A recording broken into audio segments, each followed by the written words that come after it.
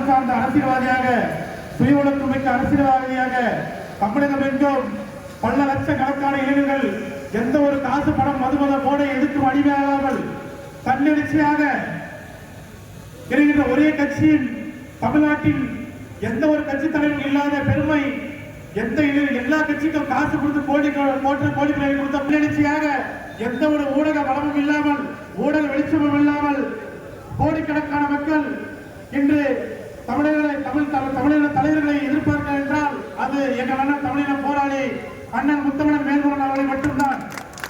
இளைஞர்கள் அது தொடக்க நிகழ்வாக தொடங்குகின்றோம். முதல் முறையாக தம்பி ராவண கண்ணன் அவர்களை பேச அழைக்கிறோம்.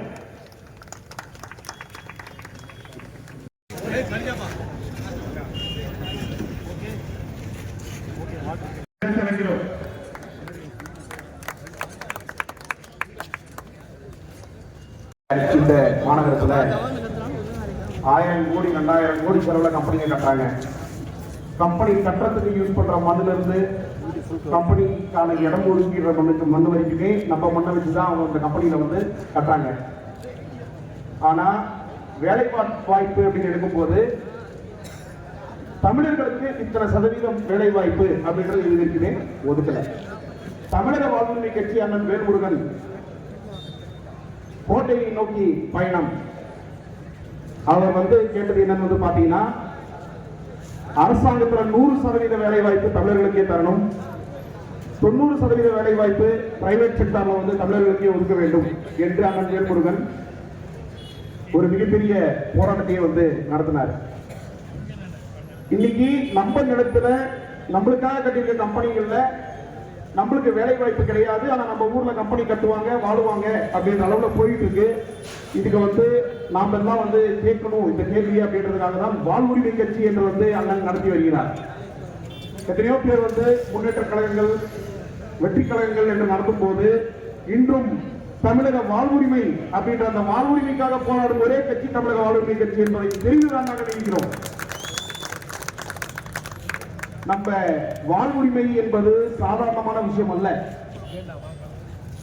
ஒரு கம்பெனியில ஒரு எம்ப்ளாயி சேர்றாங்க அப்படின்னா அந்த எம்ப்ளாயிக்கு வந்து ஜாப் கேரண்டி கிடையாது. எப்ப வேணாலும் அவங்களை டெர்மினேட் பண்ணுவாங்க. தமிழர்களுக்கே வேலை வாய்ப்பு இல்லை. கம்பெனி ஓனர்ஸ் தமிழ்நாட்டில் வந்து கம்பெனியை கட்டினாலும் வடமாநிலங்களில் இருந்து ஆளுங்களை இறக்கி இங்க வந்து வேலைக்கு வந்து ஆட்களை சேர்த்துக்கிறாங்க. நம்மளுக்கான அந்த உரிமை கிடையாது. இதை வந்து நம்ம கேட்கும் போது என்ன சொல்றாங்க, கொடுத்திருக்கோம் உங்களுக்கான இடஒதுக்கீடு கொடுத்திருக்கோம் அப்படின்றத மட்டும் தான் சொல்றாங்க. ஆனா இதை சட்டமாக்க வேண்டும் என்பதுதான் அண்ணன் வேல்முருகன் வைத்த கேள்வி. இதை சட்டமாக்கி நம்மளுக்கு 90% பிரைவேட் செக்டர்லையும் 100% அரசு வேலைகளிலும் நம்மளுக்கு வாய்ப்பு தரணும் அப்படின்றது அண்ணன் வந்து கேட்டு வந்தார். அதே போல் தொழிற்சங்கம் என்பது அத்தியாவசியமான ஒரு இடமாக இருக்கிறது. ஒசூர் சோழர்கள் ஆண்டு, ஒய்சலர்கள் ஆண்டு, பல அரசியல் கட்சிகள் ஆண்டு இன்னும் நம் வாழ்வுரிமைக்காக போராடி கொண்டிருக்கின்றோம் என்றால் அதற்கு காரணம் நாமளே வந்து தாழ்த்துக் கொள்வதுதான். நம்மளுக்கான உரிமையை நாம தான் கேட்கிறோம். கேட்டாதான் நம்மளுக்கானது கிடைக்கும். இத்தனை 1000 கோடி இன்வெஸ்ட் பண்ற ஒவ்வொரு கம்பெனி பண்ணும் போது நம்ம உரிமையை ஏன் வந்து விடுன்னு நாம தான் கேட்கணும். தலைவர் வந்து என்ன சொல்றார், வாழ்வுரிமைக்காக நீங்க கேட்கும் ஒவ்வொரு கேள்விக்கும் உங்களுக்கு துணை நிற்கிறேன் என்று பல இடங்கள்ல வந்து அண்ணன் பேசிக்கொண்டே வருகிறார்.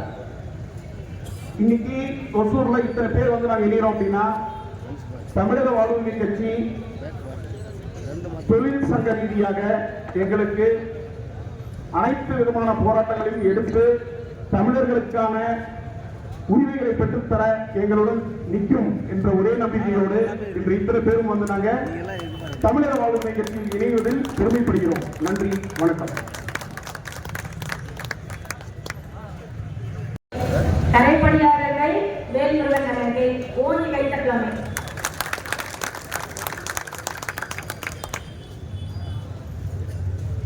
லஞ்சம், நாணயங்கள், மது, மாது, சூடு இதெல்லாம் என் தலைவர் புரியாது. ஏழ்மையா இருக்கணும், நல்லவங்களா இருக்கணும், நியாயமானவங்களா இருக்கணும். அதை என் தலைவருக்கு வந்து ஃபாலோ பண்ண வேண்டிய கொள்கையே நினைப்பாரு. ஸோ அப்படிப்பட்ட ஒரு தலைவரை லீடராக நம்ம எடுத்து இந்த தமிழ் மண்ணில் வாழ்றதுக்கு நம்ம பெருமிதம் கொள்ளணும். அண்ணன் வேல்முருகனை நம்பி இந்த கட்சியில் வந்து நம்ம எல்லோரும் வந்து அவரோட கொள்கைகளை ஏற்று அவரோட ஃபாலோ பண்ணி அவர் சொல்ற கருத்துக்களை ஃபாலோ பண்ணி மென்மேலும் இந்த மாதிரி பல தலைவர்களை உருவாக்க வேண்டும் என்பதே எங்கள் அண்ணனின் லட்சியம். அவரு ஒரு தலைவராக இருந்து எனக்கே எல்லாம் பயணிக்க நினைக்க மாட்டாரு. அவரை மாதிரி எம்எல்ஏ 10 எம்எல்ஏ வரணும், நம்ம கட்சியிலேருந்து 10 எம்எல்ஏ வரணும், 100 கவுன்சிலர் வரணும், நானே தலைவன் எனக்கு நீங்க வரணுன்ற மாதிரி எங்க அண்ணன் எப்பவுமே நினைக்க மாட்டாரு. அடிமட்ட தொண்டனை கூட அண்ணா இந்த மாதிரி ஒரு பிரச்சனையில இருக்கும் அப்படின்னு சொன்னா என்னோட சுய அனுபவத்துல சொல்ற அண்ணா இந்த மாதிரி ஒரு பிரச்சனையில இருக்கனே என்னை நேரடியா தொடர்பு கொண்ட ஒரு மானசீக தலைவன் எங்கள் அண்ணன் வேல்முருகன். அப்படிப்பட்ட ஒரு தலைவனை என் கொள்கை தலைவனா கொண்டுள்ளனா அதற்கு நான் பெருமிதம் கொள்றேன்.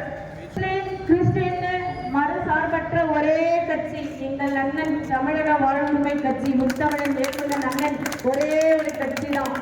மற்ற கட்சிகள் சொல்லுவாங்க நாங்க மதசார்பற்ற கட்சின்ட்டு, ஆனா பின்னாடி ஊக்குவிக்கவே அவ்வளவுதான் இருப்பாங்க. இப்ப கூட பாத்தீங்கன்னா வகுப்பு சட்டம் ஒண்ணு கொண்டு வந்தாங்க. அது ஆக்சுவலா 2025 கொண்டு வந்ததுதான் நம்ம நினைச்சிட்டு இருக்கோம். 1995 கொண்டு வந்ததுதான் வகுப்பு சட்டம். அது என்னன்னா அறநிலைத்துறை மாதிரி இஸ்லாமியர்கள் வந்து அவங்களோட நிலத்தை எப்படி பராமரிக்கணும்னு கொண்டு வந்த ஒரு சட்டம், வகுப்பு சட்டம். அதுல வந்து இஸ்லாமியர்கள் எந்த மாதிரி பக்தி வழிபாடு இருக்கும், மதம் எப்படி செயல்படும், நிரந்தரமா வந்து ஒரு முஸ்லீம் மசூதி ஜமாத்துக்கெல்லாம் அர்ப்பணிச்சது எப்படி அப்படின்ற பத்தி எல்லாம் வழிமுறை சொல்லும். ஆனா அந்த வகுப்பு சட்டத்தை பயன்படுத்தி இன்றைக்கு இருக்க மத்திய அரசு அறநிலைத்துறை போலவே நம்ம இந்துக்கள் கிட்ட எல்லாத்தையும் ஆட்டையை போட்டாங்க இடத்த அதே மாதிரி முஸ்லீம் எடுக்கணும்ட்டு இப்போ ஒரே குறிக்கோளா நின்றுட்டு இருக்காங்க. ஸோ அதுக்கு நம்ம யாரும் வழிவிடக்கூடாது. முத்தமிழன் அண்ணனின் வேல்முருகனின் கொள்கைகளை ஏற்று அவர்களை பின்தொடர்ந்து பயணிக்க இன்று புதுசாக இருந்த நாம் தமிழர் கட்சியின் அனைத்து இளைஞரையும் மாணவரணி மகளிர் அணி அனைவரையும் வருக வருக என வரவேற்று நன்றி கூறி விடைபெறுகிறேன். நன்றி. அமர்வதற்கும் இருக்கைகள் போடுகிறார். இதுதான் அன்பாளனுடைய கூட்டத்தின் தலைமை பண்புகள். இதுதான் இந்த கட்சி வளர்ச்சி நோக்கி பயணிக்கும் என்பதற்கு எடுத்துக்காட்டு. இங்கே கூட மேடையில் கார்த்திகேயன் சொன்னேன், உன்னோடு இணைகின்ற தம்பிகளை மேடையில் அமர வையுங்கள், என்னோடு வருகின்ற ஒரு சிலரோடு மட்டும் வேலை நிறைவுபடுத்தும் என்று சொன்னேன். இல்லைன்னா தம்பிங்க யாரும் யோசிக்க மாட்டாங்க, நீங்க முக்கியமான கூட்டு மேலே உட்கார வைங்க அப்படின்னா. ஆக இந்த அரசியல் பேரியக்கம் என்பது ஒரு புரிதலோடு, ஒரு பயிற்சிக்கப்பட்ட தலைமை பண்புகளோடு, ஒழுக்க நெறிகளோடு, அறநெறிகளோடு, ஒரு நேர்மையான உண்மையுமான ஒரு மாற்று அரசியலை இந்த மண்ணில் உருவாக்க வேண்டும் என்பதற்காக தொடங்கப்பட்ட அரசியல் கட்சி தான் தமிழக வாழ்வுரிமை கட்சி. இங்கே தம்பி என் அருமை கண்ணனையில் தொடங்கி நம்முடைய ஜெகதீஷ் பாண்டியன் வரையில் பல்வேறு செய்திகளை உங்களோடு அவர்கள் அனைவரும் பேசி அமர்ந்திருக்கிறார்கள். என்னோடு எல்லா கூட்டங்களுக்கும் வருகிற தம்பி நம்முடைய திருவள்ளூர் மாவட்டத்தினுடைய செயலாளர் சதீஷ் உள்ளிட்ட பல்வேறு தம்பிமார்களும் வருகின்ற செய்தியை நாளை மக்களுக்கு கடத்த இருக்கிறார்கள். இந்த கூட்டத்தினுடைய தலைப்பு தம்பி கார்த்திக் சீனிவாசன் அவர்கள் தலைமையில் 500க்கும் மேற்பட்ட இளைஞர்களும் தொழிற்சங்க உறுப்பினர்களும் தாய்மார்களும் கட்சியில் இணைகின்ற ஒரு நிகழ்ச்சி. அதுபோன்று காவேரி எமது பிறப்புரிமை என்கின்ற தலைப்பில் இன்று எனக்கு முன்னால் பேசியவர்கள் பல்வேறு செய்திகளை எடுத்து கூறி பேசினார்கள். அதில் குறிப்பாக அறிஞர் ஜெகதீஷ் பாண்டியன் அவர்கள் உலகத்தின் நதிகள் எல்லாம் எப்படி அவர்கள் எந்த பிரச்சனைகளும் இல்லாமல், பிணக்குகளும் இல்லாமல், சண்டைகளும் இல்லாமல் அந்த நீரை பகிர்ந்து கொள்கிறார்கள் என்பதை குறித்து இங்கு மிக அற்புதமாக அந்த கருத்துக்களை எடுத்து வைத்தார்கள். ஆனால் நீங்கள் வாழ்கின்ற ஒசூர் எல்லையில் இருக்கிற கர்நாடக மாநிலம், அங்கே இருக்கிற குடகு மலையில் தோன்றிய நம்முடைய காவேரி நீர் இன்றைக்கு தமிழ்நாட்டுக்கு கிடைக்கக்கூடாது என்பதிலே அண்டை மாநிலம் மிக சரியாக காய் நகர்த்துகிறது. இந்திய தேசியத்தில் வாழ்கின்ற காங்கிரஸ் ஆனாலும், பாரதிய ஜனதா ஆனாலும் தமிழ்நாட்டிற்கு ஒரு சொட்டு தண்ணீரை நாங்கள் தரமாட்டோம் என்பதிலே அவர்கள் உறுதியாக இருக்கிறார்கள். அவரிடத்தில் தயவு தாட்சமே இல்லை. இந்தியாவின் ஏற்கனவே என்று போற்றப்பட்ட கங்கா மறந்து போவதை பற்றி கவலை இல்லை. தமிழர்கள் எலிக்கறி சாப்பிடுவது குறித்து அவர்கள் கவலை இல்லை. தங்கள் விளைவித்த நெற்பயிர்கள் கருகி சாம்பலாகிறது என்று தங்கள் வயல்வெளியிலே வேப்ப மரங்களை தூக்கிட்டு மடிந்து போன எமது நூற்றுக்கணக்கான விவசாயிகளின் சாகுகளை பற்றி கவலை இல்லை. அவர்கள் மனித தன்மையை இழந்து தன்னுடைய மாநில மக்களின் நலன் என்கிற பெயரில் ஒரு மனிதர்களிடம் விரோத ஆட்சியில் தான் காங்கிரஸ் ஆண்டாலும் பாரதிய ஜனதா ஆண்டாலும் கர்நாடகத்தில் தொடர்ந்து நடத்தி கொண்டிருக்கிறார்கள். அங்கிருக்கிற அரசியல் கட்சிகள் தேசிய கட்சியாக இருந்தாலும் மாநில கட்சியாக இருந்தாலும் தன் மாநிலத்தினுடைய நீர் உரிமை என்கிற போது மிக தெளிவாக ஒன்று கூறுகிறார்கள். இந்திய நாட்டிற்கு பிரதமராக இருந்து இந்திய நாட்டின் அனைத்து மக்களையும் ஒரு குறையின்றி ஒரு தாய் மக்களாக காக்கப்பட வேண்டிய தலைமை அமைச்சர் பொறுப்பிருந்த தேவகவுடா அவர்கள் தன் வீட்டில் கர்நாடக நாடாளுமன்ற உறுப்பினர்களை அழைத்து கர்நாடகத்தில் இருக்கிற ஒன்றிய அமைச்சர் என்று சொல்லக்கூடிய மத்திய அமைச்சர்களை அழைத்து அவர் கூட்டம் நடத்துகிறார். தமிழ்நாட்டுக்கு நாம் ஒரு சொட்டு தண்ணீரை திறந்துவிடக் கூடாது என்று சொல்கிறார். இன்றைக்கு மேகதாதுவை அணை கட்டுவதற்கு 1000 கோடி நிதியை ஒதுக்குகிறார்கள். பூர்வாங்க பணிகளுக்கு ஒன்றிய அரசு அனுமதி தந்திருக்கிறது. நாங்கள் ஒன்றிய அரசிடம் அணையை கட்டுகிறோம் என்று சொல்லி இன்றைக்கு அதற்கான அனைத்து பணிகளையும் கர்நாடக அரசு செய்து கொண்டிருக்கிறது. இந்த நடவடிக்கை நியாயமில்லாத நடவடிக்கை. இந்த நடவடிக்கை இந்திய அரசியலமைப்பு சட்டத்திற்கு எதிரான நடவடிக்கை. இது தமிழ்நாட்டில் வாழ்கின்ற 7 கோடி மக்களின் வாழ்வுரிமையை பறிக்கின்ற நடவடிக்கை. 25 லட்சம் ஹெக்டேர் நிலமாக இருந்த விவசாய நிலம் இன்றைக்கு வெறும் 7-8 லட்சம் நிலமாக சுருங்கி இருக்கிறது. தஞ்சை பூமி இன்றைக்கு தஞ்சை, திருவாரூர், நாகை போன்ற டெல்டா மாவட்டங்களும் இன்றைக்கு அதை ஒட்டி இருக்கிற டெல்டா மாவட்டம் என்று சொல்லப்படுகிற திருச்சி, கடலூர் ஒரு பகுதி, பெரம்பலூர், அரியலூர், புதுக்கோட்டை போன்ற மாவட்டங்கள் இன்றைக்கு முற்றுமுழுமாக வறண்ட பாலைவனமாக மாறிக்கொண்டிருக்கிறது. தமிழ்நாட்டில் இருக்கிற காங்கிரஸ் பேரியக்கமோ, தமிழ்நாட்டில் இருக்கிற பாரதிய ஜனதா அரசோ, கர்நாடகத்தில் ஆண்டு கொண்டிருக்கிற தேசிய கட்சிகள் செய்கிற அடாவடிகளை அட்டுழியங்களை குறித்து கிஞ்சித்தும் அவர்கள் பேச மாட்டார்கள். அதை குறித்து போராடுவதற்கு முன்வர மாட்டார்கள். இங்கே இருக்கிற பாரதிய ஜனதா கட்சியிலே இன்றைக்கு நாம் எப்படி அறிவாளி என்று தினந்தோறும் பத்திரிகையாளர்களை சந்தித்து பேசி வந்த அண்ணாமலை வாயத்திறக்க மாட்டார்கள். தமிழ் இசைகள் வாயத்திறக்க மாட்டார்கள். பாஜக வாயத்திறக்க மாட்டார்கள். புதிதாக பொறுப்பேற்றிருக்கிற திராவிட இயக்க பாரம்பரியத்திலிருந்து வந்த அருமை சகோதரன் பச்சை தமிழ் நைவேந்திர நாகேந்திரனாவது வாய திறப்பாளர்களா என்பதை இனிமேல் தான் நாம் பார்க்க வேண்டும். ஒரு பஸ் 2 பஸ் இல்ல, நூற்றுக்கணக்கான தமிழனுடைய பேருந்துகளை தீக்கரை ஆக்கினார். கர்நாடக காவல்துறை கைகட்டி வேடிக்கை பார்த்தது. தீயணைப்புத்துறை வந்தபோதும் அங்கிருக்கிற கன்னட வேதிய கும்பல்கள் அவர்களை தடுத்தான், அணைக்க மறுத்தார்கள். இந்த கர்நாடக எல்லையை ஒட்டி வாழ்கின்ற தமிழர்கள் அங்கு நேர்மையான முறையில் உழைத்து பணம் சம்பாதிப்பதற்கு பணிக்கு சென்றவர்கள் அடித்து விரட்டப்பட்டார்கள். அவருடைய உடல்கள் தீக்கரையாக்கப்பட்டன. பல காலகட்டங்களில் நடந்த கலவரங்களில் தமிழர்கள் வெட்டி காவிரியில் தூக்கி வீசப்பட்டார்கள். இன்றும் அந்த அநியாயங்கள் நடந்து கொண்டிருக்கிறது.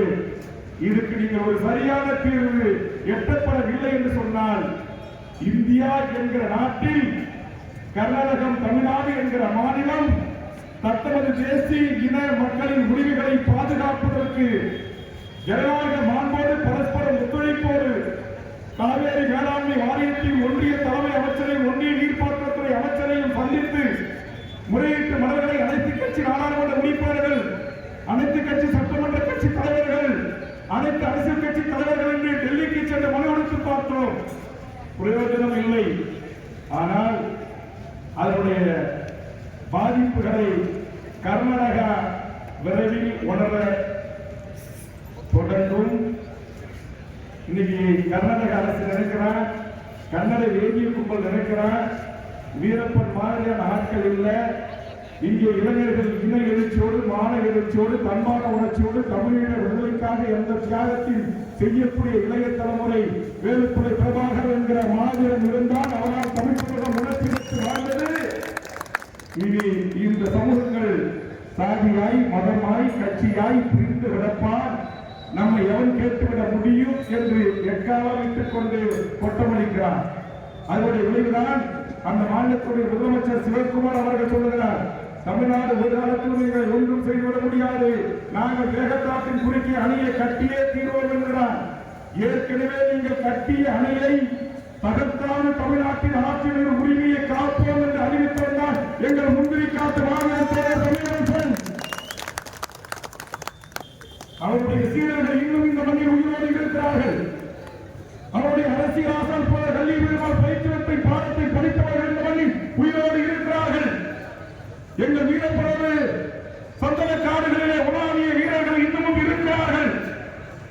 எங்கள் தமிழீழ தேசிய தலைவரின் விடுதலை போராட்டம், ஆயுத போராட்டம் மௌனிக்கப்பட்டிருக்கலாம். அந்த மகத்தான தலைவரிடம் பாடம் பெற்று பயிற்சி பெற்ற ஆயிரம் போராளிகள் உலக போராட்டத்தில் இந்த மனிதரோடு இருக்கிறார்கள்.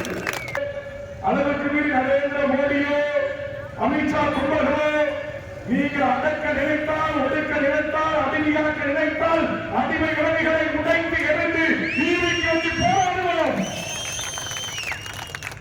பக்கத்து மாநிலங்களெல்லாம் நினைச்சுக்கிறான் இதெல்லாம் இல்ல, இவர்களாம் நீதியுமா போராட முடியுமா அப்படின்னு. இன்னைக்கு மோடி அமித்ஷா காஷ்மீர்ல கை வச்சான், அதுக்கு முன்னாடி பாபர் மசீத கை வச்சான், அதுக்கு பிறகு சிஏ கொண்டு வந்தான், என்ஆர் கொண்டு வந்தான், என்பி கொண்டு வந்தான்.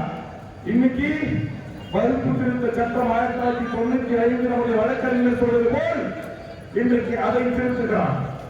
எனவே இந்திய இஸ்லாமியர்கள் இந்த சுதந்திர விடுதலைக்காக அள்ளி கொடுத்திருக்கிறார்கள், தங்கள் சொத்துக்களை தானமாக தந்திருக்கிறார்கள். அப்படி தானமாக தந்த அண்ணா பல்லாயிரக்கணக்கான லட்சக்கணக்கான நிலங்களை எல்லாம் அரசு நினைத்து ஆவணம் கேட்கின்ற போது அந்த ஆவணத்திற்கு என்று தனி சட்டங்களை உருவாக்கி இவர்களிடம் அதை கைப்பற்றுவதற்கு தவறை ஆக்கிக் கொள்வதற்கு சட்டங்களை கொண்டு வந்து அதிக மக்கள் மீது திணித்து இந்திய நாடாளுமன்றத்தில் கூச்சல் குழப்பம் விளையும் போது கிருத்துத்தனமாக, பேடித்தனமாக, பின்வாசத்தனமாக இயற்றிய சட்டம் தான் வகுப்பாரிய திருத்த சட்டம், மோடி கொண்டு வந்த சட்டம். நாம் எப்படி வேண்டுமானாலும் இஸ்லாமியர்களை மாற்றலாம், மதைக்கலாம், அடிமை ஆக்கலாம் என்று 1000 பயணி பாப்பாக்கள் அமைதியாக அமர்ந்திருக்கிறார்கள். தமிழ்நாடு முழுவதும் இருக்கிறார்கள், இந்திய முழுவதும் இருக்கிறார்கள். எந்த ஒரு சமூகத்தையும், எந்த ஒரு தமிழ் சமூகமாக இருந்தாலும், இந்திய சமூகமாக இருந்தாலும், இஸ்லாமிய சமூகமாக இருந்தாலும், கிறிஸ்துவ சமூகமாக இருந்தாலும், எந்த ஒரு சமூகத்தையும் ஆளுகின்ற அரசு பயங்கரவாதம் தொடர்ந்து அடக்கி ஒடுக்கி தன் கட்டுக்குள் வைத்துக் கொள்ள வேண்டும் என்பதற்காக அதிபயங்கர சட்டங்களை கொண்டு வந்து ராணுவம் இருக்கிறது, காவல்துறை இருக்கிறது, நீதி இருக்கிறது, தேர்தல் ஆணையம் உங்கள் கையில் இருக்கிறது என்பதற்காக அடாவடி சட்டங்களை கொண்டு வந்த அடிமையாக்க நினைத்தால் அடிமை விளைவுகளை உடைத்து எறிவான் இந்தியா இஸ்லாமியர்கள். எப்படி எங்கள் காணிகள் பிடுங்கப்பட்டன, எங்கள் வழிபாட்டு தலங்கள் இடிக்கப்பட்டன, எங்கள் மசூதிகள் இடிக்கப்பட்டன, எங்கள் நல்லூர் முருகன் கோவில் இடிக்கப்பட்டன, எங்கள் செங்கோலைகள் இடிக்கப்பட்டன, எங்கள் யாரின் நூலகம் இடிக்கப்பட்டன, காணி உரிமை பறிக்கப்பட்டன, கல்வி உரிமை பறிக்கப்பட்டன. அப்படி பறித்ததோட விளைவுதான் பாராது வந்த மாமணியாக பல்லாயிரக்கணக்கான போராளிகளை அணிதிரட்டி சிங்கள பௌத்த பேரிடர் அரசை முன்னால் பிடிவளிக்க ஓடவிட்ட மகத்தான தலைவன் வேலுப்பிள்ளை என்கிற தலைவன் பக்கத்து 10 மைல் தூரத்தில் எப்படி ஆதிக்க தலைவரித்து ஆடியதோ, அரச பயங்கரவாதம் தலைவரித்து ஆடியதோ, இலங்கை தீவில் வீர மண்ணி சிறுபான்மையாக இருந்த தமிழர்கள் அடக்குமுறைக்கு உள்ளானார்களோ, அதுபோன்று இந்தியாவின் சிறுபான்மையாக இருக்கிற 20 கோடி இஸ்லாமியர்களை, 13 கோடி கிறிஸ்தவர்களை, 100 கோடி மக்கள் தொகை கொண்ட இந்துக்கள் என்கிற பெயரை அடக்கி ஆள அடக்கியாக்க நினைக்கின்றார். ஒன்றிய அரசை ஏற்படுத்திக்கொள், அங்கு ஒரு பிரபாகரன் தோன்றினான், இங்கு ஒரு பயணி பாப்பா தோன்றினான், சரியான கொண்டவர்களால் வீழ்த்தப்பட்டிருக்கிறான். இங்கு ஒரு தமிழரசன் உங்கள் கும்பலால் வீழ்த்தப்பட்டிருக்கிறான். இந்த ஒரு புலவர் வெளியே வருவார், தூக்கி கையில் முத்தமிட்டு திரும்பி வந்து வாழ்ந்து போயிருக்கிறார். ஆனால் ஈழத்தில் நடப்பது போல் என் இஸ்லாமிய மக்களுடைய காணிகள் எல்லா வகுப்பு திருத்த சட்டத்தில் பறிக்கப்படுகிறது. என் இஸ்லாமிய மக்கள் மத வழிபாட்டு உரிமை பறிக்கப்படுகிறது. என் கிறிஸ்துவ உறவுகளின் மத வழிபாட்டு உரிமை பறிக்கப்படுகிறது.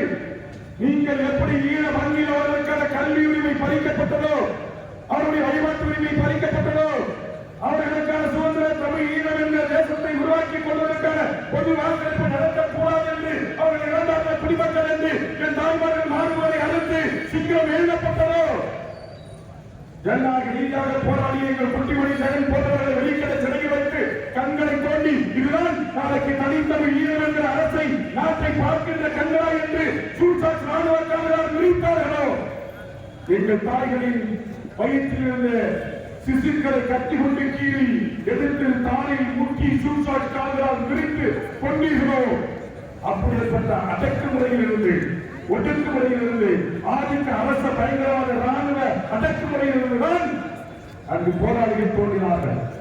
ஆயுத போராட்டங்கள் தோன்றின. தமிழ்நாடு கோரிக்கை எழுந்தது.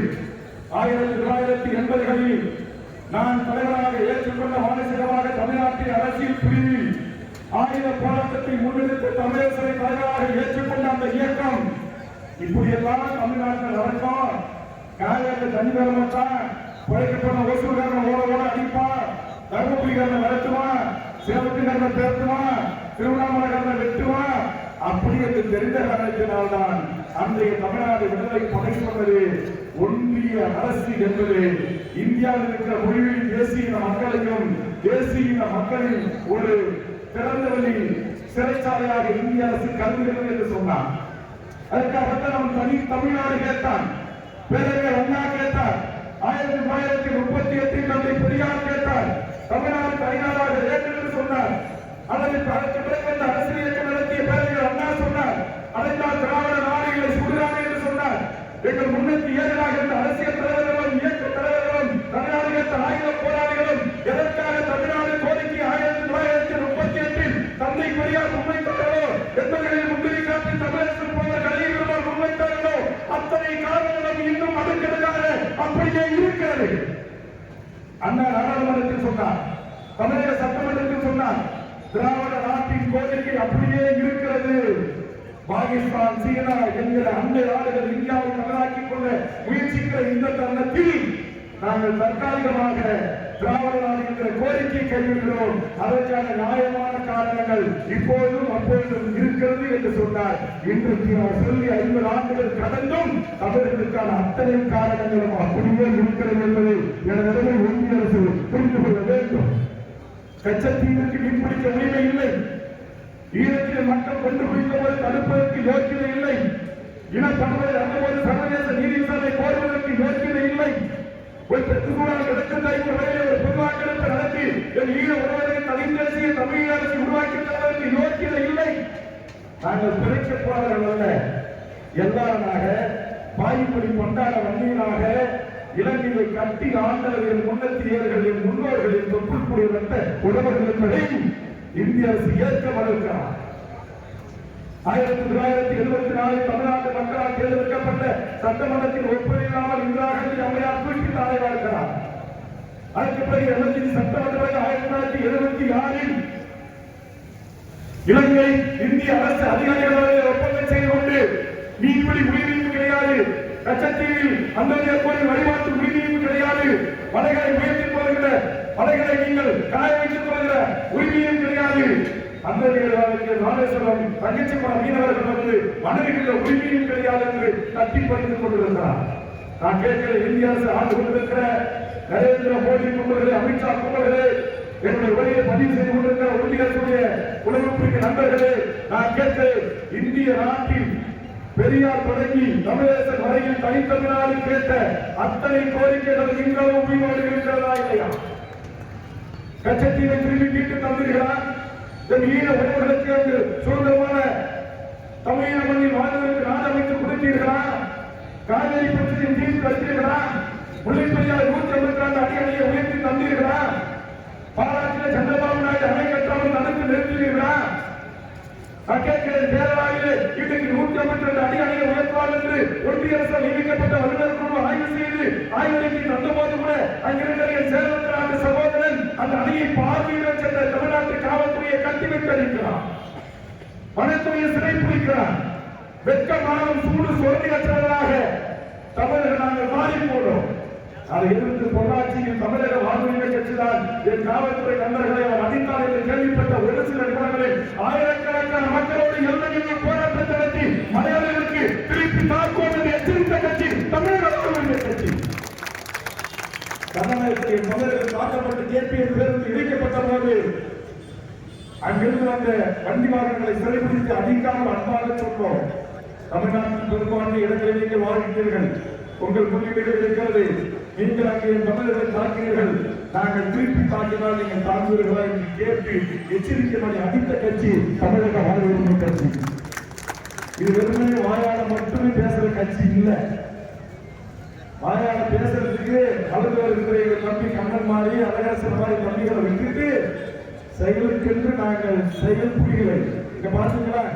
நம்முடைய முப்பாட்டனுடைய சின்னம் புலி, அது நம்முடைய இன்னொரு முப்பாட்ட யாரு இங்க பறந்துள்ள ஒரு கொடி பைபாபா படத்தை போட்டு புலி கொடி யாருடைய கொடி அது? சொல்லுங்க, யாருடைய கொடி அது?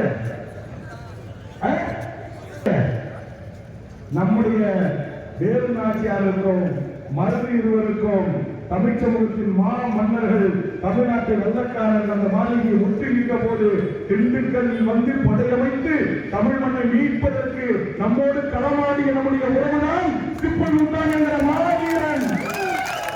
புலிக்கொடி இப்பவும் புலிக்கொடியோ நம்முடைய சேர பாண்டியனுடைய நம்முடைய புலிக்கொடிக்கோ நம்முடைய மீன்கொடிக்கோ நம்முடைய வீண்கொடிக்கோ சம்பந்தம் இருக்கு. சம்பந்தம் இல்லாம அவன் வரல, சம்பந்தம் இல்லாம மனசுல இருக்காத நூற்றுக்கணக்கான இளைஞர்களோடு சேரல.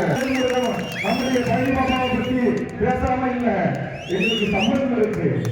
என் இஸ்லாமிய உறவுகளுக்கு ரத்த சம்பந்தம் இருக்கு, மண்ணின் சம்பந்தம் இருக்கு, சம்பந்தியா இருக்கலாம். இவன் ஒண்ணு அபுதாபிலிருந்து கோயத்திலிருந்து வெளியே வந்தவன் இல்ல. இந்த மண்ணின் ரத்த உறவு இறந்தவன் கலந்தவன் ரத்தத்தை கிழிப்பாரு, அவன் ரத்தத்தை கிழிப்பாரு, ஒரே ரத்தம் தான் இந்த இனத்தின் ரத்தம். அதை ஏற்றுக்கொண்ட மார்க்கம் இஸ்லாம் எழுதி வருகின்ற போது அங்கே 17 கிறிஸ்தவ உறவுகள் என்னை அழைத்து சொன்னார்கள், எங்களுக்கு சில பிரச்சனைகளுக்கு தீர்த்து வையுங்கள் என்று சொன்னார்கள். எந்த உரிமையோடு வந்து என்னை அழைத்து அங்கே பொது மேடையிலே பொது திருச்சபை அந்தோனியார் கோவில் சர்ச்சிலே அவர்களுக்கு அவர்கள் மாலை வைத்து சாமிகளை வைத்து மரியாதை செலுத்தி கட்டிப்பிடித்து முத்தமிட்டு தன் கோரிக்கையை தருகிறார்கள் என்று சொன்னால் அவர்களும் நானும் வேறல்ல, எங்கள் மன்சூரும் வேறுமுருகனும் வேறல்ல. அது வேறுமுருகன், அது மன்சூர் தான், அவ்வளவுதான். அதை ஒன்றிய செயலாளர் அமைச்சர் ஆபத்து நினைக்கிறேன் பிரபா அவர்களை அறிமுகம் செய்திருக்கார். அவர் யார்? என் ரத்த உறவு. இங்க இருக்கிற 1000 உறவுகள் யார்? என் ரத்த உறவு. என் ரத்த உறவுக்காக இன்றைக்கு ஒன்று கொள்வதா வெள்ளக்காரன வளர்த்தெடுக்க ஒன்று கொண்டிருக்கிறோம். அவன் வீரரை தயாரிப்பதற்கு முன்பு எங்கள் திப்புவின் படை திண்டுக்கல் தலைமையாக கொண்டு படையென்று அழைத்திருக்கிறார். அப்படியேப்பட்ட வீர வம்சத்தில் பிறந்தவர்கள். நான் ஒசூர் மாநகரத்தில் பேச்சு பேசுறேன். இந்த சட்டத்தை ஒன்றிய அரசு அமல்படுத்தியதால் தமிழ்நாடு சட்டமன்றத்தில் இதற்காக ஒரு தீர்மானத்தை மாண்புமிகு தமிழக முதலமைச்சர் கொண்டு வந்த போது என்னுடைய இந்தியாவின் விடுதலைக்காக சிவகங்கையாவின் விடுதலைக்காக அம்பாவாக இருக்கிற இன்றைக்கு ஒளிமொழி காட்சிகளாக இருந்தாலும் சரி, இங்கிருந்த ஹைதராபாத் இந்தாம் அரண்மனையிலே கிடைக்கிற என் பீரங்கி குண்டுகளாக இருந்தாலும் சரி, என் திண்டுக்கல்லில் இருந்து புதுப்பட்டினத்தில் இருந்து தமிழ்நாடு முழுவதும் ஈக்கபர வாழ்கிற லட்சக்கணக்கான இஸ்லாமிய உறவுகள் கொடுத்த கொடைகள் தான் உங்கள் இந்திய தேசியத்தின் கொடி வெளிச்சேர்ந்து என்று சட்டமன்றத்தில் பேசுகிறேன். எல்லோரும் எண்ணற்ற சட்டப்பேரவை உறுப்பினர்கள் இஸ்லாமியர்கள் அமர்ந்து கொண்டிருக்கிறார்கள். இந்த தீர்மானம் வந்தவுடனே அவர்கள் பேசுவதற்கு முன்பாக ஒரு குரல் ஓங்கி ஒலித்தது. அது வேறுமுறையாக ஒன்று குரல். மூவர்ண கொடி இருக்கிற இந்த மூவர்ண கொடியை மோடியுடைய அப்பாவும் பார்த்த, அமித்ஷாவுடைய தாத்தாவும் பார்த்த தயாரிக்கிற எங்களுடைய நல்லச்சீரியில் பிறந்த எங்கள் இஸ்லாமிய தாயின் கைகளால் உருவாக்கப்பட்ட கொடி இந்த தேசிய கொடி. தமிழ்நாடு சட்டமன்ற வரலாற்றில் எந்த கொம்பனும் பதிவு செய்யவில்லை, வேறுமுறைகள் பதிவு செய்தார். கோடிக்கணக்கான சொத்துக்களை இந்த சுதந்திர இந்தியாவின் விடுதலைக்கு அள்ளி தந்தவர்கள். எங்கள் தாத்தன் கப்பலவட்டி வாங்கிய கப்பலவட்டிய தமிழ் வாங்கி வாங்கிய கப்பலுக்கு நிதி கொண்டவர்கள். ஆக இந்த இனத்தை பார்த்து இங்கிருந்த தற்கூரி கூட்டங்கள் சொல்கிறது, இஸ்லாமியர்கள் எல்லாம் பாகிஸ்தானுக்கு போனது. யாரை பார்க்க சொல்ற? யாரு சிறுபான்மை? இங்க பாடத்தில் பேரை படிக்கிற சக்தி ஒரு பேரு சக்தி, அடுத்து உட்கார்ந்து கார்த்திக், பட்டா குடும்பம் எல்லாம் இருக்கா? ஜெகதீச பாண்டியன் பாண்டியன் பேரை வச்சிருக்கார். அடுத்து யாருக்கா? மகேந்திர பல்லவன், பல்லவ வம்சத்தில் மகேந்திரன் கூட பக்கமா வருகிறார். அடுத்து யாருக்கா? இந்த மாதிரி பெரியப்பட்ட முடிவெடுக்கக்கூடிய தலைவர்களை முடிவெடுக்கக்கூடிய மாதிரி கார்த்திக் சீனிவாசன். யாரு சீனிவாசன்? அப்ப அண்ணன் யாரு? பேர் என்ன சொல்றது? விஜய் பாஸ்கர். காவி, இந்த காவி நம் ரத்த காவி இல்ல, நம் உடன் பிறந்த சகோதரத்தை குறிக்கின்ற காவி. எம்பெருமான் முருகப்பெருமான் தமிழ் கடலுக்குரிய காவி. அண்ணாண்ட யாரு?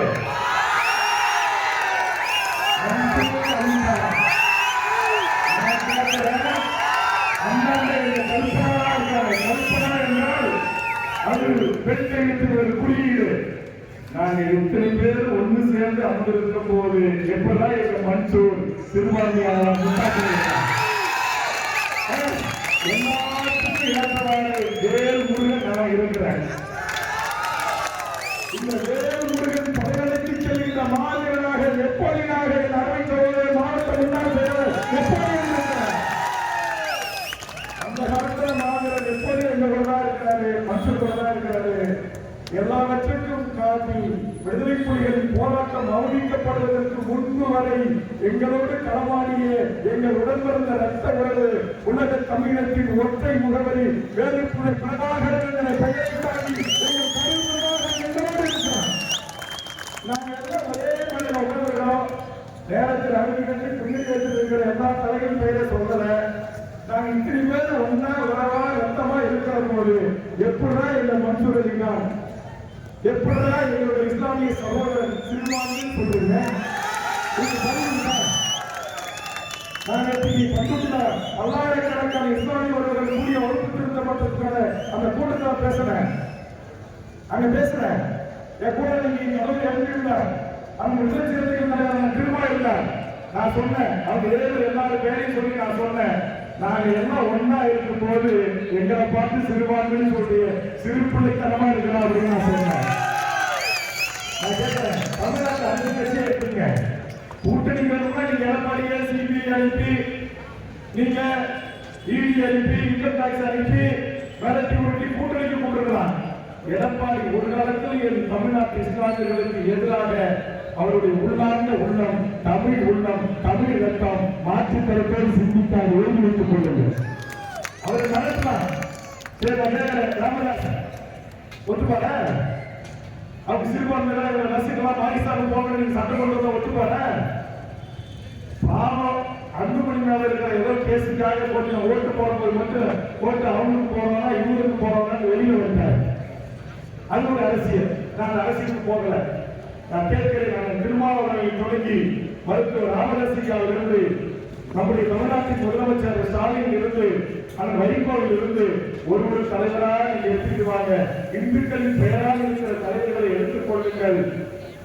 ஆறறிவு பிடித்த எந்த ஒரு தமிழ்நாட்டின் அரசியல் தலைவராவது என் இஸ்லாமிய உறவுகளை மாமன் மச்சானாக, அண்ணன் தம்பியாக, தாயாக தந்தையாக கருதிதான் நாங்கள் வாழ்கிறோமே தவிர ஒரு காலத்தில் என்பது ஒரு மதச்சார்பு கடைபிடிக்கிற, பகுத்தறிவோடு சிந்திக்கிற, ஒரு சமூகத்திற்கு போற்றுகின்ற, அன்பை பரிமாறுகின்ற ஒரு அப்படிக்கேற்ற நிலம் தென்னிந்தியா. அதில் எங்களுடைய தமிழர் நிலம் அதை விட 1000 மடங்கு மேலானது. அதனாலதான் என்னுடைய பாட்டை அன்னைக்கே சொல்லியிருக்கிறான், யாரும் ஊரே யாவரும் பேரூர் என்று சொல்லியிருக்கிறார். நான் நம்பியிருக்கிற என்னுடைய கடவுள் மண், எங்கள் வரலாறு அவதரித்த அந்த மண் சொல்லுகிறது, பாடியப்பட்டு கண்டபோதெல்லாம் நான் பாடினேன் என்று சொல்லுகின்ற வரலாறு அவதரித்த மண்ணில் இருக்கிற நான் சொல்லுகிறேன். உங்களுக்கு எல்லாம் மனச்சாட்சி இருக்கிறதா? இந்தியா சுதந்திர இந்தியாவில் 74 பெண் விழாவை கொண்டாடுகிற RSS பாரதிய பரிவார தொண்டர்களே, மனச்சாட்சி இருக்கிறதா? உத்தரப்பிரதேசத்தில் எதிர்ப்பு இஸ்லாமிய தொழில் செய்கின்ற பள்ளி வாசல்களையும் மசூதிகளையும் இழுத்து தாழ்வாய்ப்பட்டு மூடிவிட்டு நீங்க ஹோலி பண்டிகை கொண்டாடுகிறீர்களே, இதுதான் இந்தியாவின் தேச வறுமைக்கு மோடி மறுப்படுகிற லட்சணமா?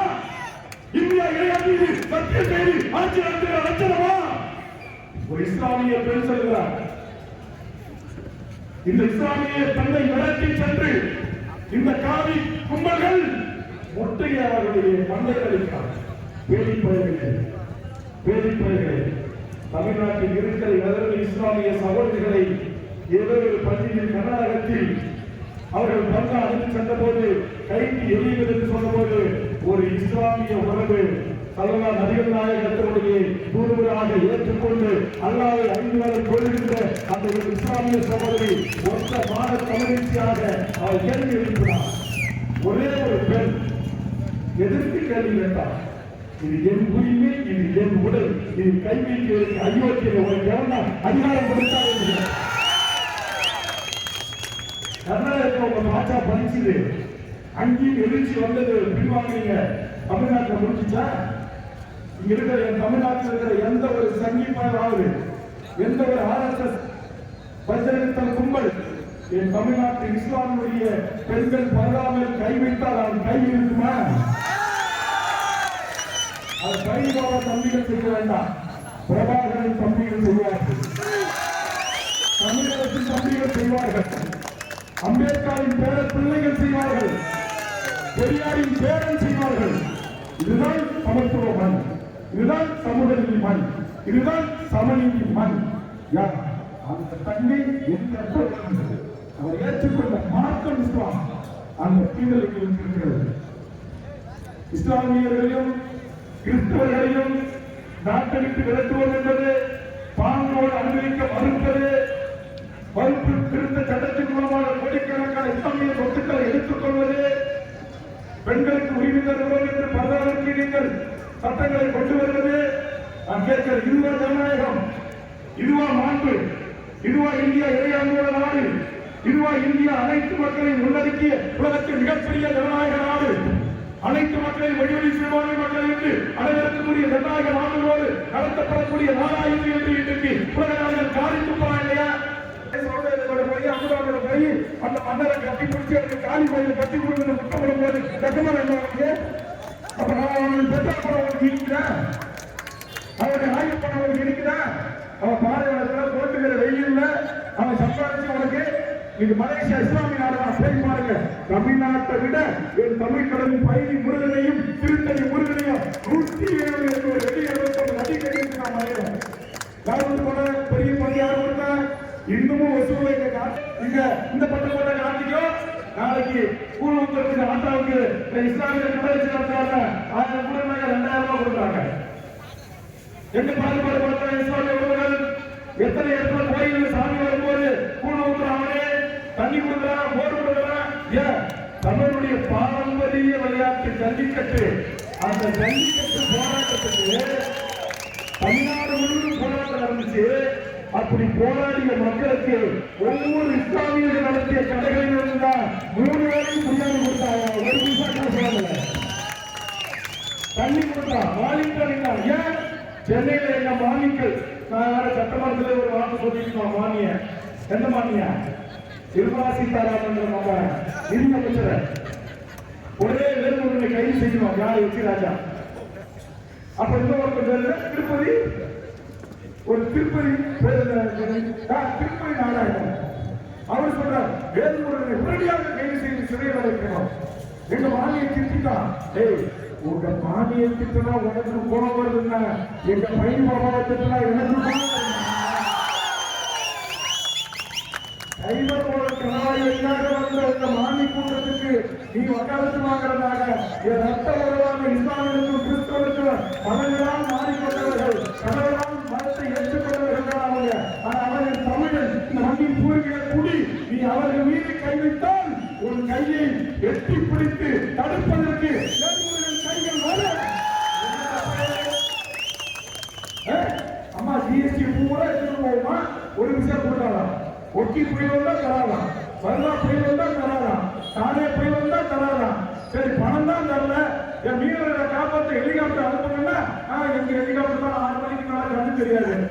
ஆனா காஷ்மீர்ல ஆக்கிரமிக்கப்பட்ட காஷ்மீர் இஸ்லாமியர்கள் வீட்டுல போய் காட்டுல திருட்டு தரமா பேடி தரமா கூட்டு போட்டு வர மட்டும் அவங்க ஹெலிகாப்டர் கண்ணு தெரியும். இது நான் கேட்டா தப்புண்டா. உன் ஹெலிகாப்டர் இந்திய எல்லை காப்போம் நான் வரவேற்கிறேன். அதே மாதிரி என் தமிழ்நாட்டுக்கு காக்கிறதுக்கு உன் ஹெலிகாப்டர் போகணுமா இல்லையா? வெள்ள புயல மாட்டிக்கிட்டாங்க, ஒட்டி புயல மாட்டிக்கிட்டாங்க, ஹெலிகாப்டர் அனுப்புங்க. 6 மணிக்கு மேல் எங்க ஹெலிகாப்டருக்கு கண்ணு தெரியாதுன்னு பகிரங்கமா பத்திரிகையாளரை சந்திச்சு சொல்லிச்சு வாங்கி இது நியாயமா வாங்கின்னு கேட்டார். அப்புறம் இது வேற, இது விட பரவாயில்லைங்க. நம்ம தமிழ்நாட்டுல மேற்கு தொடர்ச்சி மலையை இந்த மலையேற்ற பயிற்சிக்கு போனாங்க டூரிஸ்ட். அதுக்கு பேர் உங்களுக்கு தெரியும், குழந்தைங்க ஒரு இடம். அங்க திடீர்னு தீவிர காடுகள் வெப்பமாகி தீப்பற்றிச்சு. ஒரு 20-30 பேர் மாட்டிக்கிட்டான், 2-3 பேர் செத்து போயிட்டான். உடனே ஹெலிகாப்டர் அனுப்புங்க நம்ம முதலமைச்சர் கேட்கிறாரு, கடிதம் எழுதுறாரு. அப்பயும் இந்த மாதிரி சொல்லுது, இந்த மேற்கு தொடர்ச்சி மலையில் அடர்த்தியாக காடுகள் இருக்கிற காரணத்தினால் எங்கள் ஹெலிகாப்டர் பறந்து சென்று தமிழர்களை காப்பாற்ற முடியாது. அப்ப என்ன மழை குடும்பத்துக்கு ஊடகத்தை மிகப்பெரிய ஒரு அப்பாவி டூரிஸ்ட் பெண்களும் ஆண்களும் குழந்தைகளுமா குறைஞ்சிக்கு போயிருக்கான், மலையில பயிற்சிக்கு போயிருக்கான். திடீர்னு அங்க மலையில தீ விபத்து ஏற்பட்டு போச்சு, மாட்டிக்கிட்டான். திடீர்னு பொதுமக்களோ போலீஸ்காரங்களோ தீயணைக்கிறவங்களோ மலையில ஓடி நடந்து போய் காப்பாற்ற முடியாது. ஒரு ஹெலிகாப்டர் அனுப்புறாங்கன்னா ஹெலிகாப்டர் பாகிஸ்தான்ல குண்டு போட வருமா, பங்களாதேஷ்ல குண்டு போட போகுமா? எங்க ஈழத்துல 1.5 லட்சம் மக்களை கொல்றதுக்கு மசூதி மேல, பள்ளி மீது, கோயில் மீது, சர்ச்சு மீது, நல்லூர் கோயில் மீது, பள்ளிகளின் பல்கலைக்கழகத்தின் மீது மிச்சம் இருக்கிற இடத்துல கொண்டு போற உங்களுடைய ஹெலிகாப்டர் உங்களுடைய ராணுவமான பறக்கும். ஆனா எங்கள் குறைகளின் தீ விபத்து மாட்டிக்கொண்ட தமிழ்நாட்டு உயிர்களை காப்பாற்ற ஒரு ராணுவம் வரவில்லை என்றால் கொஞ்சம் வேறுமுறைகள் கேள்வி கேட்பான். நீதிமன்றம் ₹1 நம்ம கொடுக்கறதா 29 பைசா திருப்பி கொடுக்கணும், பாக்கி 71 பைசா சுத்திக்கலாம். இன்னைக்கு தமிழ்நாடு சாதிச்ச எந்த இலக்கு இருப்பவர்களுக்கு நிதி கிடையாது. இங்க இருக்கிற கல்வி கொள்ளை இன்னைக்கு 3350 கோடி கல்விக்கு தர வேண்டிய நிதியை தரல. அப்புறம் என்ன ஒன்றிய அரசு ஜிஎஸ்டில 20,000 கோடி தமிழ்நாட்டுக்கு பாக்கி தரல. ஆயிரம் மக்கள் நலத்துக்கு தர வேண்டிய நிதி கொடுக்கல. எம்பிசி மக்களுக்கு தர வேண்டிய நிதி தரல. ஆக எதையும் தரமறுத்து அடக்கி ஒடுக்கி ஆள நினைத்தால் ஒன்றை மட்டும் இந்த ஒன்றிய அரசு எழுதிவிட்டுக் கொள். இது இந்தியாவில் எந்த மாநிலத்தை வேண்டுமானும் எப்படி வேண்டுமானும் கையாளலாம். அவனுக்கு என்ன தெரியுமா வெறி? பக்கத்தில் பாரதிய ஜனதா கர்நாடகத்தில் ஆட்சியை பிடிச்சான். இன்னைக்கு தெலுங்கானா எதிர்கட்சி வச்சு வந்துட்டான். இன்னைக்கு தனியார் கேரளா கம்யூனிஸ்ட் கூட 2 எம்எல்ஏ ஆயிட்டான், ஒரு மந்திரி ஆயிட்டான். ஆனா இன்னும் இந்தியாவிலேயே நம்முடைய கால் கட்டளை கூட அசட்டி பார்க்க முடியாத ஒரு நிலம் இந்த தமிழர் நிலம், இந்த தமிழர் மண்.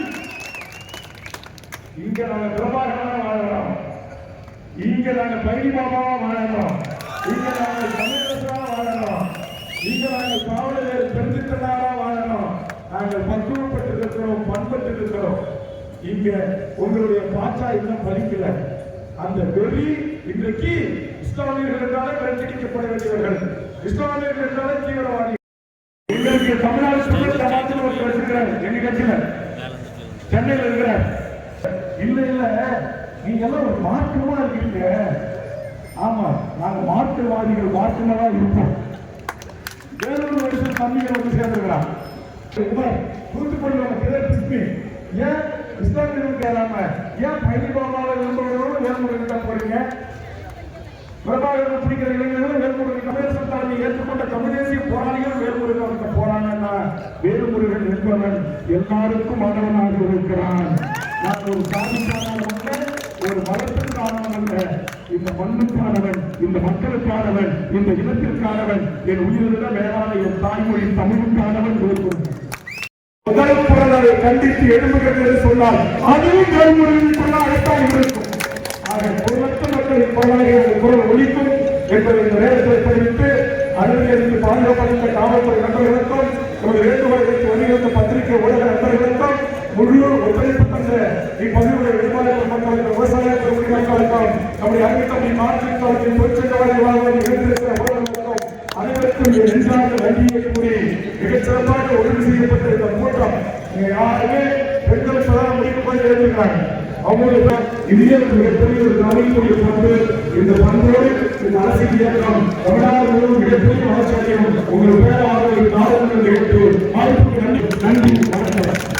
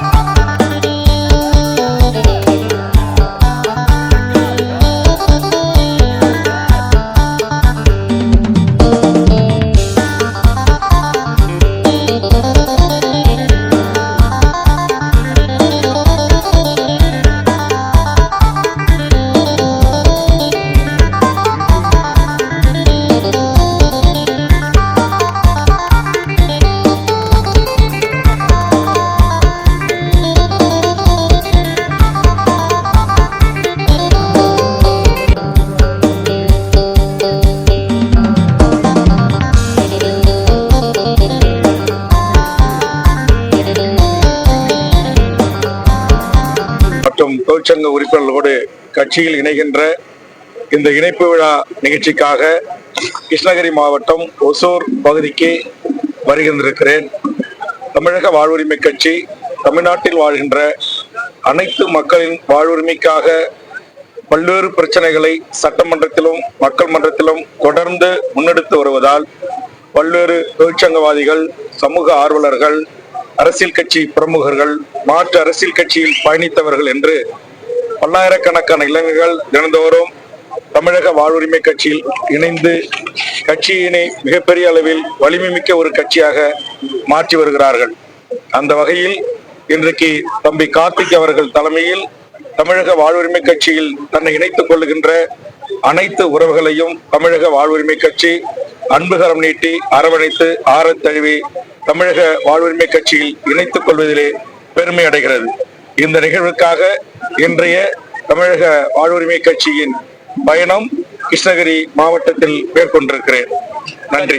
நீட் தேர்வுல வந்துட்டு அதிமுக ரெட்டை விட கொடுக்கு, அதாவது பாஜக அதை மருந்து தமிழக முதல்வருக்கு சொல்லியிருந்தார். இது சம்பந்தமாக நேற்று பிட் நோட்டீஸ்ல கூட அங்க கொடுத்து ஒரு ஆர்ப்பாட்டத்தில் பண்ணியிருக்காரு. நீட் என்பது ஒன்றிய அரசுடைய சட்டத்தினூடாக சட்டம் இயற்றி இந்திய முழுக்க மாநிலங்களினோடு கலந்து ஆலோசனை இல்லாமல், மாநில முதலமைச்சர்களின் ஒப்புதல் இல்லாமல், மாநில மக்களால் தேர்ந்தெடுக்கப்பட்ட சட்டமன்றத்தின் அனுமதி இல்லாமல் தன்னிச்சையாக எதச்சதிகார அதிகாரத்தோடு ஒன்றிய அரசு மாநிலங்கள் மீது திணித்திருக்கிறது. எந்த ஒரு திட்டத்தையும் சட்டத்தையும் அந்தந்த மாநில மக்களால் தேர்ந்தெடுக்கப்பட்ட சட்டமன்றத்திற்கு ஒப்புதல் இல்லாமல் தந்தோண்டித்தனமாக ஒன்றிய அரசுகள் தனக்கு அதிகாரம் இருக்கிறது என்பதற்காக கடந்த கால காங்கிரஸ் அரசும் இந்த தவறை செய்திருக்கிறது. தற்போதைய பிஜேபி அரசும் இந்த தவறை செய்திருக்கிறது. ஆதலால் ஒன்றிய அரசே இந்த சட்டத்தை திரும்ப பெற வேண்டும் என்பதற்காக தமிழ்நாடு சட்டப்பேரவையில் எப்படி ஏகமனதாக அதிமுக, திமுக உள்ளிட்ட அரசியல் கட்சிகள் அனைத்தும் ஒன்றாக இணைந்து நாங்கள் அரசுக்கு தீர்மானம் நிறைவேற்றி உரிய அழுத்தத்தை ஒன்றிய அரசுக்கு தருகின்றோம். அதே போன்று வெளியிலும் அரசியல் சார்ந்த லாப நோக்குகள் எல்லாம் பார்க்காமல் தமிழ்நாட்டின் வாழ்வுரிமை சிதைக்கின்ற, மாணவர்களின் கல்வி உரிமையை பறிக்கின்ற நீட் போன்ற, இந்த வகுப்பு திருத்த சட்டம் போன்ற, CA NRC போன்ற, பொது சிவில் சட்டம் போன்ற அடக்குமுறை சட்டங்களை எதிர்த்து போராடுவதற்கு தமிழ்நாட்டில் இருக்கின்ற அனைத்து அரசியல் கட்சிகளும் நாம் அனைவரும் தமிழர்கள், நம் மாநிலத்தில் வாழ்கின்ற மக்களின் உரிமையை பாதுகாக்க, வாழ்வுரிமையை பாதுகாக்க அரசியல் மாற்றங்களை கடந்து ஒன்றாக போராட வேண்டும் என்ற உணர்வோடு நாம் போராட வேண்டும். அப்போதுதான் நமக்கான வெற்றி கிடைக்கும். சார், 2026 தேர்தலில் ஆர்பி உதயகுமார் திமுக பூஜ்ஜியம், அதிமுக ராஜ்யம்னு ஆர்பி உதயகுமார் தெரிவிச்சிருக்காரு. அதிமுக பாரதிய ஜனதா அரசோடு கூட்டணி சேர்ந்த பிறகு தமிழ்நாட்டில் வாழ்கின்ற பல லட்சக்கணக்கான இஸ்லாமிய உறவுகளும் கிறிஸ்துவ உறவுகளும் ஒருபோதும் பாசிச சங் பரிவார கும்பல்களான பாரதிய ஜனதாவை ஆதரிக்க மாட்டார்கள். திமுக தலைமையிலான மதச்சார்பற்ற இந்த வெற்றி கூட்டணி மிகப்பெரிய ஒரு வெற்றியை கடந்த காலங்களில் பெற்றிருக்கிறது, எதிர்வரும் காலங்களிலும் பெறும். அதிமுக என்கிற ஒரு அரசியல் கட்சி பாரதிய ஜனதாவை சேர்ந்தால் அரசியல் ரீதியாக அவர்களுக்கு எவ்வித நன்மை பயக்குவதற்கு வாய்ப்புகள் இல்லை. தனிப்பட்ட முன்னாள் அமைச்சர்கள் மீது இருக்கிற வம்பு தும்பு வழக்குகளுக்காக பாரதிய ஜனதாவும் அதனுடைய ஒன்றிய அரசும் இங்கு பல்வேறு தகிடுத்திக்கும் வேலைகளை போட்டு வருகிறார்கள். அதனுடைய ஒரு நீட்சிதான் ஒன்றிய அரசின் அதிகார வர்க்கம் இடி, இன்கம் டாக்ஸ், சிபிஐ போன்ற துறைகளை வைத்துக் கொண்டு தமிழ்நாட்டில் இருக்கின்ற அதிமுக உள்ளிட்ட அரசியல் கட்சிகளை மிரட்டி தன் பக்கம் ஈர்த்து வருகிறார்கள். அன்பால் கட்டுப்பட்டு ஒரு கொள்கை ரீதியான, கோட்பாடு ரீதியான, லட்சிய ரீதியான, கருத்துக்கள் ரீதியான ஒரு கூட்டணி அமைந்தால் அது வெற்றியை நோக்கி பயணிக்கும். ஆனால் மிரட்டி பணி வைக்கப்படுகின்ற கூட்டணி ஒரு காலத்திலும் வெற்றி பெறாது. தமிழ்நாடு என்பது, தமிழர் நிலம் என்பது பண்பட்ட பக்குவப்பட்ட ஒரு தமிழர் பூமி. இந்த பூமி இங்கு மதத்தின் பெயரால் அரசியல் அறுவடை செய்ய நினைக்கின்ற பாரதிய ஜனதா தலைமையிலான எந்த அணிக்கும் வெற்றி கிடைக்காது. சார், இப்போ திருச்சி உறையூர்ல மலம் கலந்த குடிநீர் குடிச்சு 3 பேர் உயிரிழந்திருக்காங்க. இதை தொடர்ந்து நம்ம தமிழ்நாட்டுல இது ஒரு காலத்திலும் நாம் அனுமதிக்க கூடாது. இந்த செய்தி அறிந்த அடுத்த நிமிடமே நான் தமிழக சட்டப்பேரவையில் இதற்குரிய கவன ஈர்ப்பு தீர்மானத்தை பேரவை செயலகத்துக்கு அனுப்பியிருக்கிறேன். நாளைய தினம் சட்டப்பேரவையில் கண்டிப்பாக இந்த பிரச்சனையை நான் எழுப்பி இதற்கு நீதி கோருவேன். மலம் கலந்த தண்ணீரை குடித்து இறப்பதும், மலத்தை சுத்தம் செய்கிறோம் என்று நகராட்சி, மாநகராட்சி, பேரூராட்சி பகுதிகளிலே அந்த துப்புரவு பணியாளர்கள் அந்த மலக்குழிகள் இறங்கி மூச்சு திணறி சாவதும் என்பது தொடர்கதியாக இருக்கிறது. உலகத்தில் விஞ்ஞானம் எங்கேயோ முன்னேறி கொண்டிருக்கிற இந்த சூழலில் இன்னும் மலக்குழிகள் விழுந்து சாவதும் மனித மல கழிவுகளை குடித்து மனித மனம் இறப்பதும் ஏற்றுக்கொள்ள முடியாத ஒன்று. இதை கண்டிப்பாக இனியும் அனுமதிக்க கூடாது என்பதுதான் தமிழக வாழ்வுரிமை கட்சியினுடைய பார்வை. மிக்க நன்றி. நன்றி.